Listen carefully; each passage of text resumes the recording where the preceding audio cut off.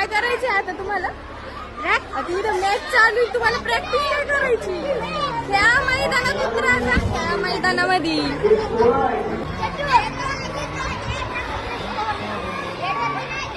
फुल planning चालू आहे पुढच्या गटाला हरवण्यासाठी, पण तो सक्सेस होईल का नाही काय माहिती. त्यांच्या मॅडमने टॉस केला आणि पुढे बघू काय होत आहे काय नाही. हार जीत मध्ये रडलाय तो पोरगा, इतका रडतोय की मला जिंकलंच पाहिजे नव्हतं असा.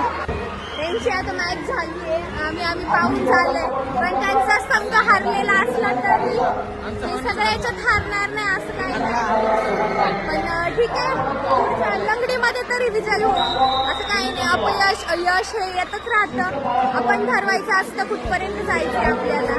खूप दिवसांनी माझ्या स्कूलमध्ये आलेली, मला आता भात खाऊशी वाटते. चल ना भात खाऊ आपण. चल भात खाऊ शाळेतला. लहानपणीचे शाळेतले दिवस आठवले आणि वाटलं भात खावा. चलो बाय बाय.